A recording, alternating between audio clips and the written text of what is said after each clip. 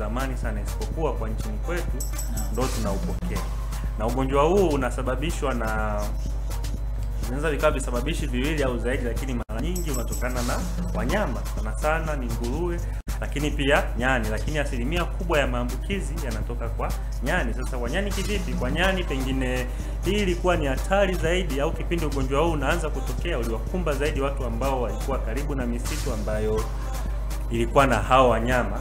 Kwa hiyo ile contact, kugusana wanyama au kutokea kama kuna jamii ambayo inakula nyama za wale wanyama, basi kama wale wanyama walitokea kuwa wana hivyo virusi, basi vinapelekea kuwaambukiza wanadamu.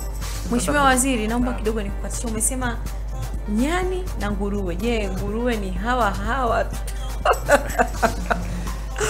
nguruwe ni hawa tunaowafuga na kuwala au ni nguruwe?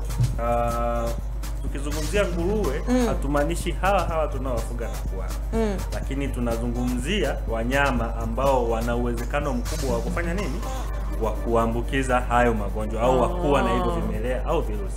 Lakini nguruwe nimeongezea kwa ziada, lakini sio asilimia kubwa. Asilimia kubwa, sawa. Asilimia kubwa sana ni upande wa okay. Sasa ingekuwa shida, unajua, kwa sababu ni kitoweo cha watu jamani.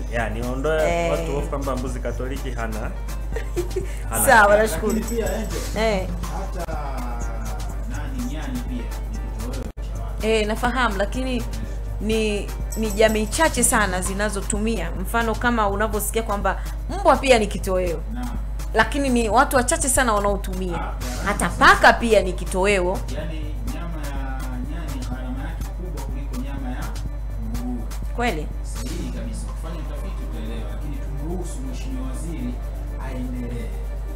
Naam, asante. Sasa kwa namna ya kwamba tumejipanga vipi kuhakikisha kwamba kwenye sehemu ambazo zina mkusanyiko mkubwa wa wanafunzi kuhakikisha tunatoa elimu ya kumfikia mwanafunzi mmoja baada ya mwingine.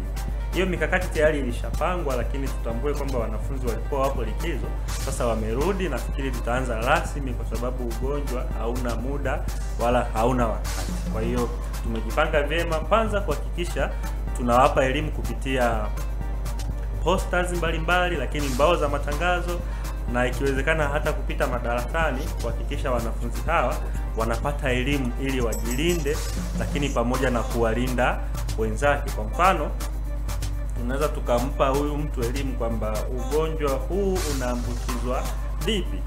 Ndugu mtangazaji, nikikwambia pia moja kati ya asilimia kubwa sana za kuambukizwa ugonjwa huu ni pamoja na kufanya mapenzi au kukutana kimwili moja kwa moja ndio na mwenza wako ambaye tayari ana hizo dalili au ana maambukizi ya ugonjwa wa mpox. Ni moja kati ya sababu kubwa ambazo zinaweza zikapelekea mtu huyu naye kupata maambukizi. Kwa hiyo tumejipanga kuwapa elimu yote hiyo bila kuficha, ili wawe na uelewa nao wakaisaidia jamii.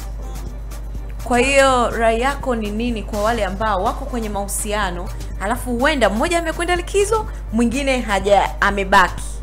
Kwa hiyo wanapofika sasa hivi wanapofika, unawapa ni rai yako ni nini kwao kwanza kabla hawajakutana? Kwa sababu unajua bwana, haya mambo hayana formula. Sawa, kweli.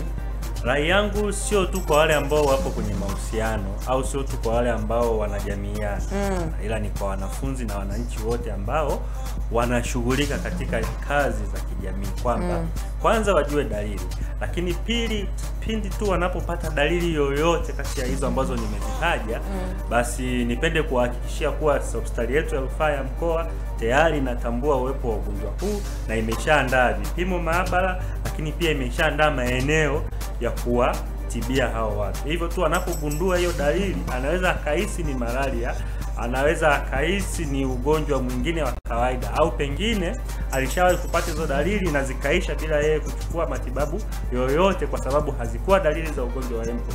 Lakini kwa kipindi hiki ambacho tunakuwa na wasiwasi wa mlipuko wa ugonjwa huu, basi tunamshauri kwamba asisikilize labda ushauri kwamba kunywa mizizi fanya nini au kunywa Panadol. Hapana, afike katika vituo vya afya, afike katika maabara kuweza kuchukuliwa sampuli ili kuhakikisha usalama wake, ili anapoanza kujamiiana na watu basi awatunze na kuwalinda wale watu.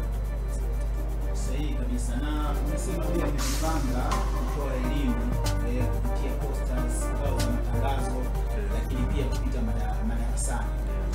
utaratibu huu wa kutoa elimu rasmi unaanza hili, kama unajua kawaida ya wanafunzi wana mtindo wa kuchelewa kurudi kwenye masomo, hususan hizi wiki za mwanzo.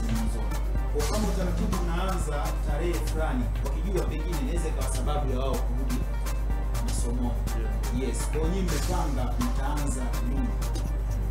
Asante. Nipende kukutoa wasiwasi na nipende kukwambia kwamba tayari tumeshaanza kutoa elimu, sababu tukisema tumsubiri mwanafunzi huyu aje chuo ndo tumpe elimu, tayari ameshasafiri, amepanda basi, ameenda stendi, amepanda bodaboda. Na moja kati ya sehemu ambazo ni hatarishi au kazi ambazo ni hatarishi ikiwemo ni zile siti za abiria, lakini pia wale bodaboda ambao wanafanya kazi za kusafirisha abiria hapo kwa hapo kwenda na kurudi. Na maana kama ile siti tayari amembeba mtu mwenye maambukizi ambaye tayari dalili ziko nje, kuna uwezekano mbwa yeye kuwa ameshaacha virusi pale. Kwa hiyo wanafunzi na wananchi tumeshapa elimu kabla hata wanafunzi hawajaanza kuja chuo, ili wapate hiyo elimu, basi wanapoanza safari zao au wanapojamiana hata huko walipo waweze kuchukua hatua, na pindi watakapoona dalili basi waweze kutoa taarifa ili kuweza kupata vipimo kwa wakati. Kwa hiyo nipende kusema kwamba elimu imeshaanza kutolewa na huu ni mwendelezo tu, sababu tayari wanafunzi tumeanza. Na hapo kingine Angel, unajua sisi chuo kikuu cha elimu tuna maktaba. Maktaba ndio. Na ni moja kati ya sehemu ambayo inakusanya watu wengi, ni pia inaruhusu watu kushika vile vitabu, viti. Yes. Sasa tunajua moja kati ya kitu ambacho kinaambukiza au kinasambaza ugonjwa wa mpox, kutumia au kugusa sehemu ambayo imeguswa na mgonjwa. Na ikatokea mgonjwa amekuja, hajijui kama ni mgonjwa, ameenda maktaba, ameshika kitabu, amejisomea. Nyinyi kuna utaratibu gani mmeweka kwa maktaba kuhakikisha kama labda kuna sanitizers ambazo zinatumika kuwakinga hawa wengine ambao hawana ugonjwa kuja kutumia kitabu? Nashukuru pia umegusia kitu ambacho kilikuwa ni muhimu, kwamba tunaanza kufanya utaratibu. Nafikiri pia tumeshaweka mikakati ya kushirikiana na management kuhakikisha kwamba sisi pamoja na sisi serikali ya wanafunzi pamoja na management tunachukua hatua gani za wakati kuweza kurahisisha wanafunzi kuwa katika sehemu salama, na hata wafanyakazi na management na umma kwa ujumla wa chuo kikuu cha Iringa. Hivyo nipenda kusema kwamba tumeshaanza mikakati ya kukutana nao, lakini pia uwepo wa hizo sanitizer, lakini pia hata uwepo wa barakoa kwa yule ambaye ataonekana ana wasiwasi juu ya nini, juu ya afya yake. Lakini nipende kuwatoa wasiwasi wanafunzi na wananchi kwa ujumla kwamba haimaanishi ukiupata ugonjwa huu basi utahangaika sana, pengine utafikia labda kwenye matibabu ya hali ya juu, hivyo tuweke tahadhari kubwa sana.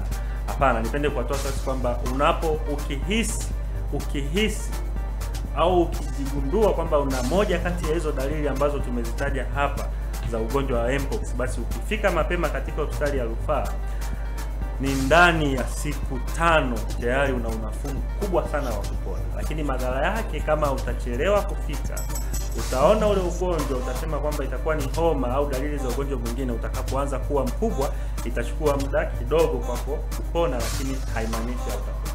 Kwa hiyo nawasihi wanafunzi na wananchi kwa jumla kwamba ukigundua una dalili hizi, basi ukifika kwenye vituo vya afya au ukifika kule wanapochukua sampuli kwa maana hospitali ya rufaa, utapata huduma mapema na utapona kwa wakati pasipo masumbuko ya aina yoyote.